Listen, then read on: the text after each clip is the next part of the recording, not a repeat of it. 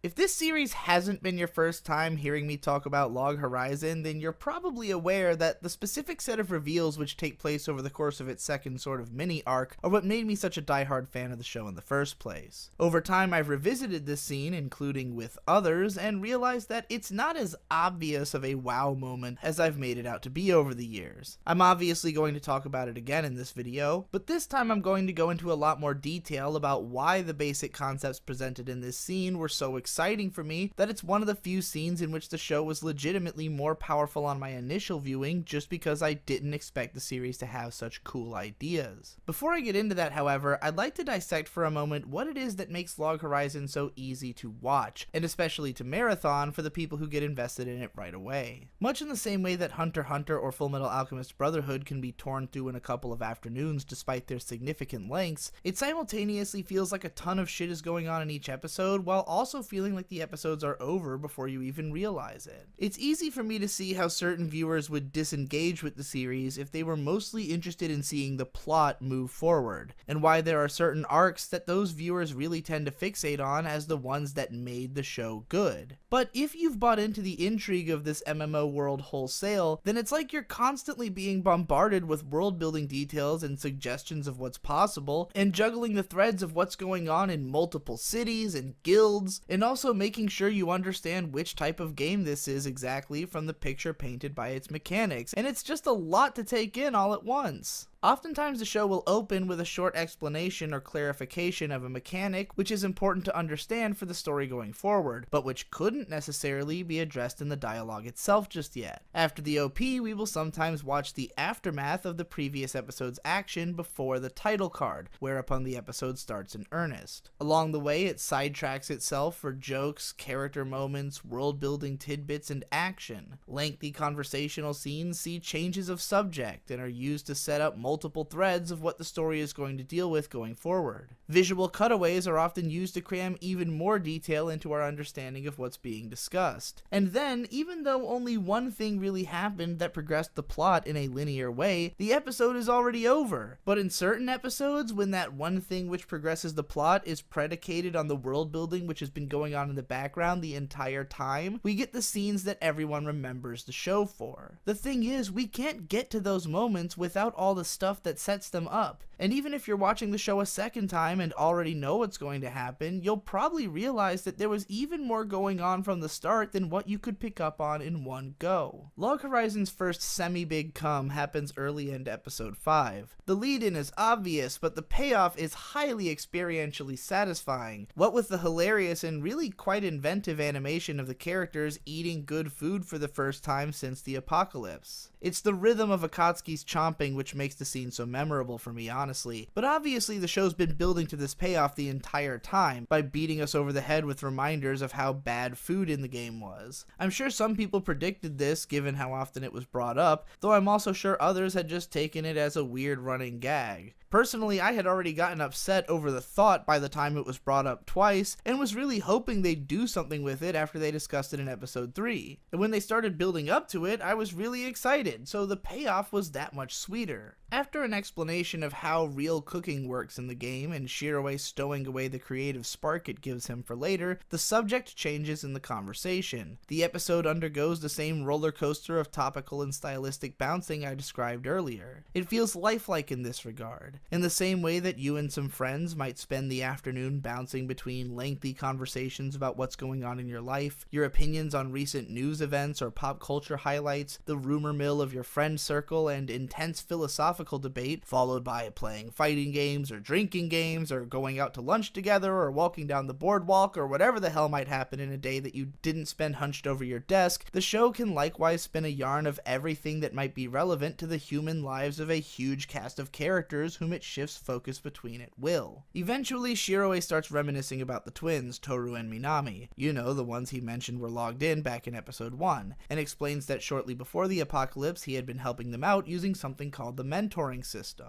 One of the best things about MMORPGs is how they can foster an intense feeling of community, even if one of the worst is that this also leads some to be highly exclusionary, though usually you only see that at higher levels of play. When people are dedicating so much of their time and energy to a game that they've all also taken to just hanging out inside of it because it's full of much more fulfilling social connections than they have offline, and have met enough other players to understand how to talk to them, it wouldn't be hard for experienced players to strike up easy friendships, or at least some sensation of kinship with other players when they're aware of the other person's needs within the realm of the game. When I was 13, I played my first MMO in the form of Ragnarok Online. Minutes into the game, when I wasn't sure where to go, a higher leveled player standing around in the town I happened to start in taught me where I needed to go and gave me some helpful starting items just for the sake of helping a new player out. Likewise, my old friends who played MMOs would often party with new players when they got bored, or try to help their friends to get into the game by starting new characters with them. It's cool that Elder Tale has an entire system built for this, and shows that Mamare Tono is aware of some of the innovations which have been made in MMO mechanics over the years. It's a uniquely powerful story beat for Shiroway as well, when you really think about it. This guy only helped out this pair of kids because he was sitting around bored in this video game anyways, and they seemed to be having fun and like they'd sincerely appreciate his assistance, so he decided to help them out for a little while. It's a situation any seasoned gamer could imagine themselves having been in, and yet now that Shiroway has been taken to a new world in which his exceptional knowledge and power has imbued him with the ability to make serious changes in the world around him, and in which he is suddenly an influential adult in a world where these kids can easily fall victim to the cruel schemes of other adults, Shiroway is suddenly being struck with a sense of personal responsibility towards these children's well-being. But really what sells this whole character arc so perfectly is the fact that Shiroway didn't do anything about it immediately. Because he's so locked into his own mind and apt to analyze the situation to the extreme before making any executive decisions, he ends up letting the kids fall into the wrong hands, making whatever assumption about their well-being will comfortably allow him to continue pursuing a better grasp of his situation before getting mixed up in others' business. When he realizes that he was wrong in his assumption, and that he is the kind of person who recognizes when he should probably reach out to someone but avoids it anyways for the sake of remaining focused on his own pursuits, he is humbled and immediately seeks to do something about it. We come to understand Shiroway's initial reaction though as we perceive what he's trying to tackle on a macro level. Right from the beginning, Shiroway has regularly expressed annoyance at the way that everyone else is reacting to the apocalypse, and has reached the conclusion that the reason people are acting so shitty is that no one has anything to do, no sense of purpose. As soon as he finds out that this is a world in which you can hone certain skills in order to craft high quality goods, and in which there are in fact goods which people care deeply about, he knows it's possible to build a trade economy in this world, and for everyone to find purpose. In the long run, this will allow them to save the kids, but we're still a couple episodes off from my favorite scene, so we'll leave that aside for now. After the eye catch begins the sort of literary micro-arc that only hardcore fans are likely to even pick up on. Here Nyanta prods Shiroway about whether or not he's been alone all this time and hasn't joined a guild. Shiroway's voice becomes shaky and he immediately deflects the question to ask Nyanta about his guild instead, which leads us to a comedic scene of Nyanta explaining the cat food guild. The conversation never returns to Shiroway's guild history. His evasiveness worked, though Nyanta knows his tactics well enough to see through it. Eventually, he will give Shiroway the personal push that he needs to create his own guild, and to undergo something akin to a coming of age over the next arc, but it's all basically in the background. The rest of the episode dives into a completely different setup for an arc that's even farther off by establishing the fact that the people of the land are in this world indistinguishable from real-life humans. This is hugely imperative to know and is worth having a revelation over, since it's a question anyone would want answered, and from this point forward it will be taken for granted by the main characters that the people of the land are deserving of all the respect and consideration you'd give to anyone else. We will most likely come to this conclusion ourselves, as the dialogue cheekily railroads emotional beats and exposition about the NPCs' lives as hard as it can into a few minutes of casual greetings. But it's right after Shiroway shares in our revelation that he expands on it. Not only are the NPCs human, but they are closer to the humanity which the adventurers have left behind than the immortal and nigh-impervious gods which they've become. The people of the land are basically just a set of Middle Ages societies in a world that operates on video game logic. Over the course course of its run, Log Horizon will extrapolate on the people of the land as a metaphor for non-first world nations, with the adventurers representing first world society by comparison. In societies of that magnitude, the suggestion of simply taking care of someone's subsistence and allowing them to shape the world with their own creativity is even a consideration. The people of the land don't have any concept of personal freedom because they don't have the means by which to exercise it, nor the knowledge or power needed to actualize it. For now, this is all there is to consider on the matter.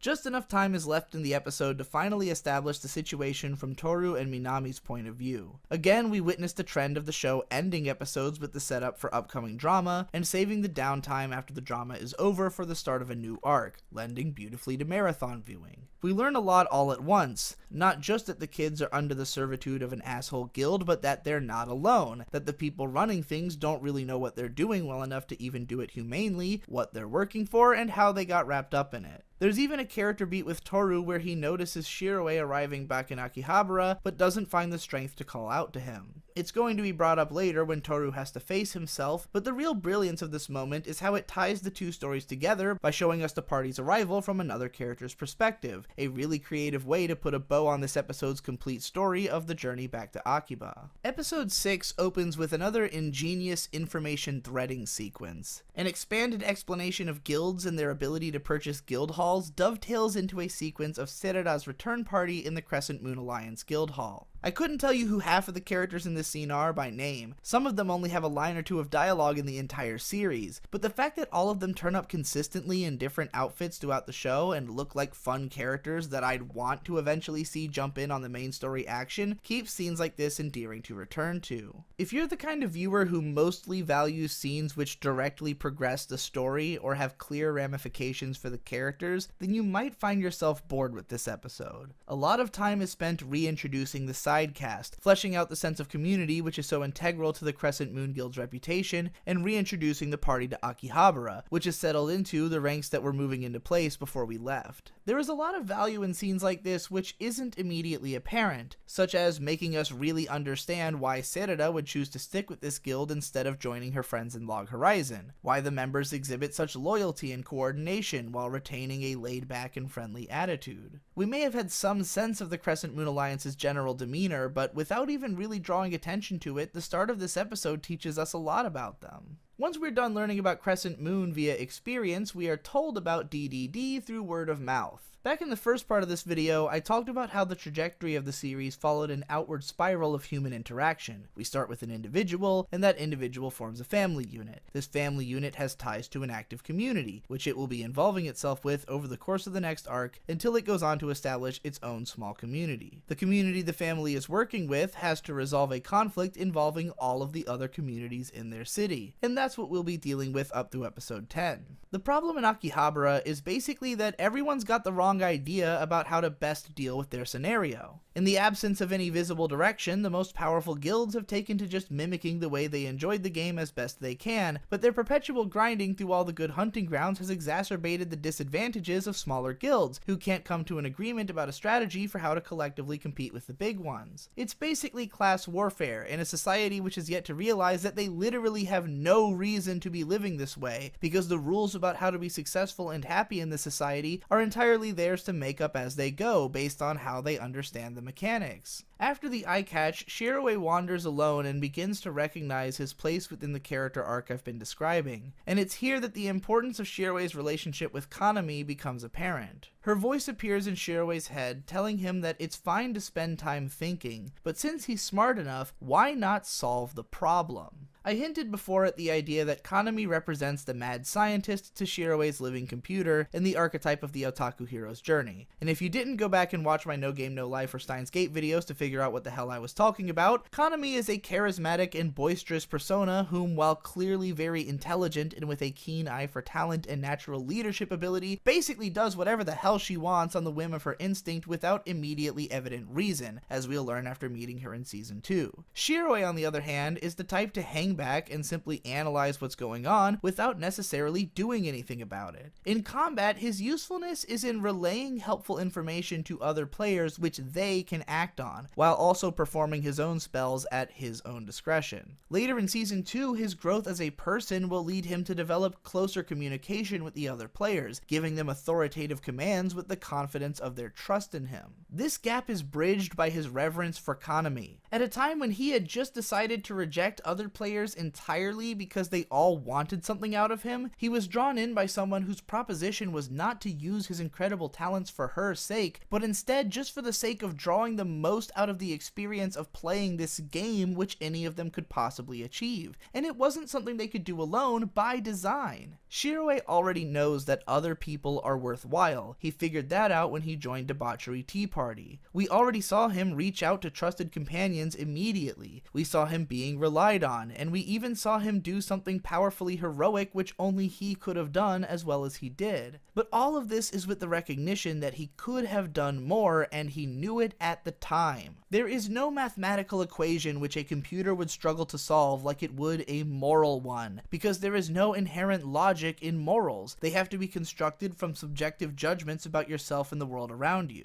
In fairness to Shiroi, he had no idea what the hell was going on when he came to this world, and no reason to believe that things would get so shitty for the twins. If I were in his shoes, I would be beating myself up over letting them stay in the presence of such shifty looking dudes when I already knew the situation was getting fucky, but I'd have to be reasonable enough to myself that it's not as if I wasted my time, and as long as I can do better from now on at recognizing my potential, I can view this as a learning experience. Problem solving in a complex situation is kind of like falling into a black hole. There's probably a million ways you could approach solving a complex problem, any of which you could logically justify as functional, but none of which is guaranteed when the possibility of unknown variables is so high. A mad scientist is someone who can reach into that void with the confidence that they're working from at least an elevated perch as compared to the other players in the game of life, and produce a solution that they're just crazy enough to barrel headlong into having realized. So long as they make any positive progress along the way, it won't have been for naught. As long as Shiroi can come up with a solid plan, leveraging the available knowledge that he's considered farther than anyone else has, and executing it to the full capacity he could imagine, there is a good chance that he'll be the best damn hand at the board right now. In order to pull off that execution, he's going to need a league of competent coordinators, a guild, which he doesn't have as of yet, and so becomes the flame lingering in his mind. That's when Nyanta turns up for one of the best dialogue scenes in the show. In his long years, Nyanta has concluded that it is meaningless to fear the failure state of an ambition, as inevitably all things will eventually reach it. Shiroi is afraid of making wrong decisions, of forming human connections which go rotten and die. Nyanta reminds him that they both still fondly carry the memories of the Debauchery Tea Party, a group which lived a beautiful era and then ended gracefully, and that the only way to experience this again is if someone continues trying to make it happen, even after they might have failed.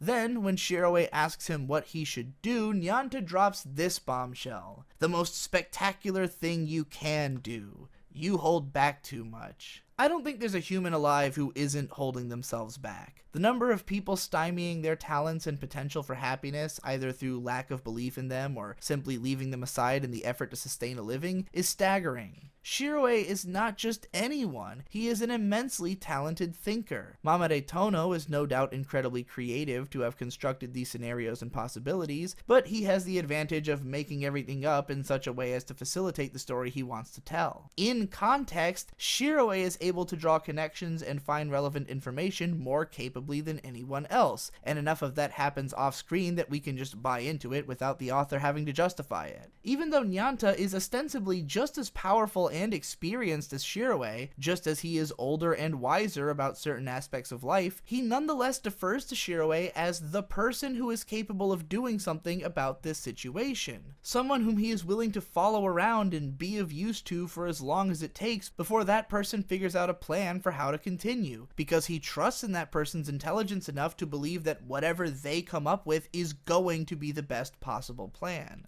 It is the display of unwavering trust from Nyanta and Naotsugu which, to frame it cynically, puts Shiroe's back against the wall. These powerful allies are already relying on him. It's too late to cry about not wanting to have to hold up to someone's expectations. Right now, the world itself is expecting something of you. Powerful forces are whispering your name to their right-hand men and actively considering the possibility that you are eventually going to reshape how they go about living in this world. Hesitating at this point is just going to make you look and feel weak. The only satisfying direction to move in is forward. Following this, Shiroi immediately sets to the things he should have done from the start. First, he contacts Minori in a heart-wrenching sequence of reassurance. This simple dialogue scene perhaps most powerfully conveys the kind of abusive, borderline hostage situation that the kids have found themselves in, just because of the way Minori has to use a system of coded cost to respond to Shiroi's questions. You can show us the poor treatment that they're living under and give us a good idea of what's going on from a lexical standpoint, but recognizing the sensation of having your basic right and ability to speak taken away, the frustration of having no mouth when you must scream and accidentally coughing too many times because you're trying to work through the tears, being so frustrated but then abated and reassured by the comfort of understanding, such clever and calculated understanding that it seems unstoppably powerful, a voice so confident in its conviction to save you that you will do whatever it says. It's no surprise that this girl develops a crush on this man.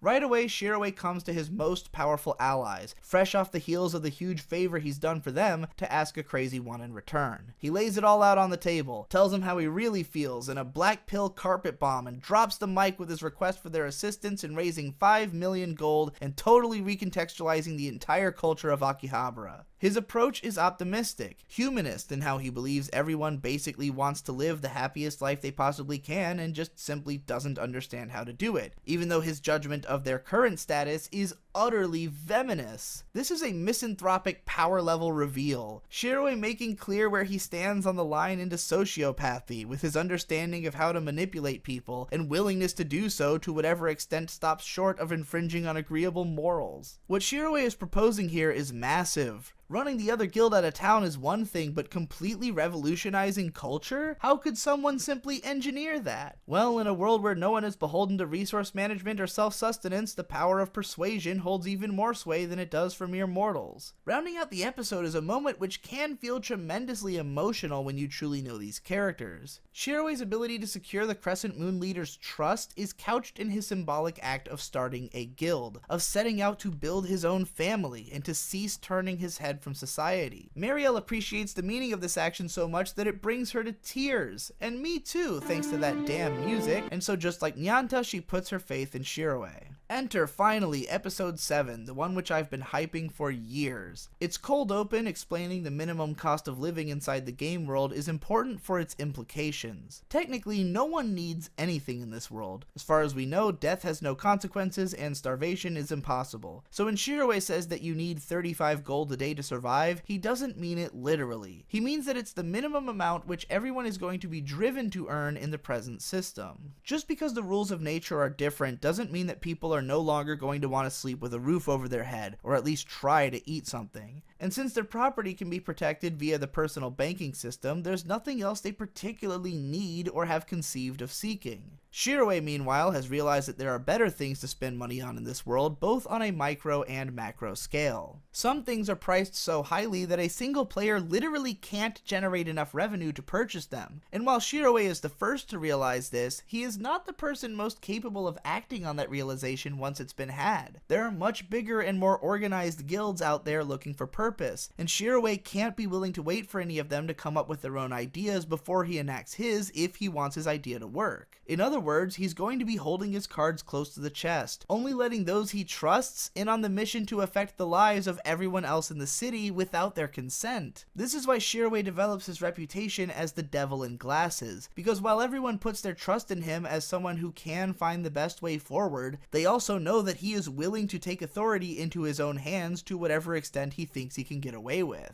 I would describe the bulk of episode 7 as following a single conceit from its smallest branch back to the root of its tree. That conceit is the invention of a hamburger. For starters, you need the ingredients, but Log Horizon is clever to never outright state the specific purpose of these ingredients. If you're rewatching the show, it's obvious, but there was no reason to think that they were making something so specific on an initial viewing. Instead, we learn about the mechanics of how monsters get converted into ingredient items, before a rapid-fire montage of people chopping wood, donning maid outfits, and crafting some kind of sauce. Again, it's like the episode is designed around slowly narrowing down the possibilities. First we knew they were making food, now we know they're making some kind of restaurant. Next, we learn of a preposterous amount of paperwork necessary to make this all possible. This isn't just a wacky plan the guild is concocting out of nowhere. There's a lot of research to be done and specific conditions to be met to execute this plan. And Crescent Moon has a massive leg up on their potential competition by launching into a market that potential competitors weren't even cognizant of, and would need considerable time to set up their own version of. A few minutes of intermittent character beats and setup later, and it's finally time for the true big come. The build-up is long and ridiculous and hilarious, and it doesn't pay off all in one fell swoop like last time. First, there's the shock of realization that good food is actually possible among the populace. Then there's the instant surge in demand from word-of-mouth spread, causing an epic line to form and supply to enter its second phase. First responders take their discovery straight to their guild leaders. Soon, all of the guild leaders are eating them. Merchants are struck by the low cost of the burgers and think they'll be able to muscle in on the market, not yet aware of the precautions which Shiroi and Henrietta have taken to prevent that. But the real wham moment comes when the head of another merchant guild, without hesitation, demands that his team investigate everything about how this was made possible, stating flatly while staring at his hamburger that this will change the world. This is the shit that I come to anime for, to stories for, period. Of course a hamburger can change the world. They already did. It's one of America's most highly proliferating cultural exports alongside soda, and the centerpiece of a massive chunk of the food industry, that being beef. The effect of burgers on the world have been tremendous, but that's also because they exist in the most universally appraised medium in existence. Food! Literally everyone needs it to survive, and so many of us develop a sort of fondness and respect for it over time. Burgers are one of the best tasting things that any average person is likely to encounter at some point in their life, almost definitely if they come from a first world society. A lot of people don't take burgers all that seriously because they are indeed cheap and easy, especially at lower levels. If you have a lot of experience with frozen patties and fast food, you might think of them as something you're ashamed at how much you eat. For sure, they aren't the healthiest food, but even bad burgers are better than most cheap food, and it doesn't cost more than $10 to get a really good one. And even if you make them at home with an actual recipe, you can easily turn around a satisfying dinner. It's such a versatile, accessible, satisfying, and universal food that it's an obvious choice for grabbing every single resident of Akihabara by the heartstrings. I've heard food described as a reason to live by many people throughout my life. Starbucks used as a means to stave off anxiety or mitigate stress. Comfort foods eaten as markers of personal success just as much as a filling meal. Personally, as a foodie, if you were going to motivate me to action, there was no greater promise than that of a great meal. One of my biggest motivations for maintaining a decent Patreon revenue is to keep my ability to eat out or prepare more esoteric meals at will, and I know I would have started busting my ass if I could have had a burger. The results of this are all as Shiroi expected, and from here there is nowhere to really expand for the Crescent Moon Alliance on their own, since they're already meeting the demand for their product to the best of their abilities, and their goal wasn't to run a business, it was to start a revolution. In order to take the next step, the other guilds are going to have to get involved. I won't defend the stupid scene of Henrietta chasing Akatsuki through the guild hall trying to inflict emotional damage on her, but the outfit she's forced into is undeniably precious. All eyes on the thigh pinch, who's with me? A few character beats and some more contact between Shiroi and Minori later, and Shiroi is giving Nyanta the scoop on the next big plan. He informs us that all of these random buildings around the town which were just background dressing in the original game are now available for purchase, as are all of the other buildings which did originally serve an in-game purpose. This is foreshadowing not only the foundation of the Log Horizon Guild Hall, but of course the major plot events of episode 10, which we'll be getting to in the next video. I've seen complaints that because of this scene, the purchasing of the Guild Hall was too predictable, but I don't think it was the director's intention to keep that twist a secret, especially when it literally cuts to the Guild Hall during the scene. After all, it's not really the fact that Shiroi ends up buying the guild hall that's impressive, but the way which he goes about it. But we'll get there eventually. Rounding out the episode is one more rejoinder in the chorus backing Shiroi's voice as he raises it in preparation to speak with the other guild leaders. Another of his former comrades in the debauchery tea party, one who had, without Shiroi realizing, felt spurned by his refusal to join the West Wind Brigade upon its founding. Shiroi instantly and authentically dispels this awkwardness by admitting to his prior inability to embrace the guild life,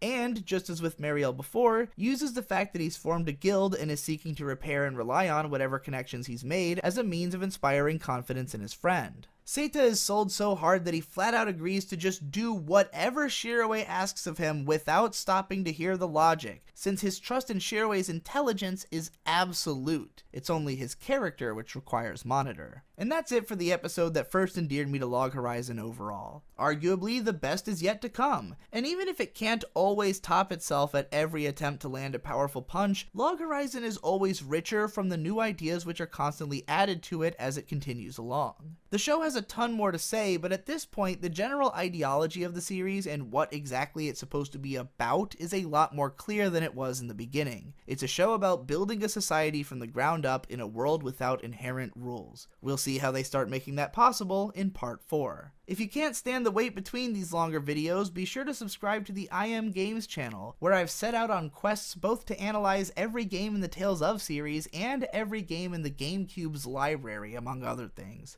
I also stream on Twitch twice a week under that brand, and I carry this entire career on the back of my Patreon, so please head over there and indulge in the hundreds of hours of content which becomes available when you pledge even like $1. Thanks again for watching, and I'll see you in the next one.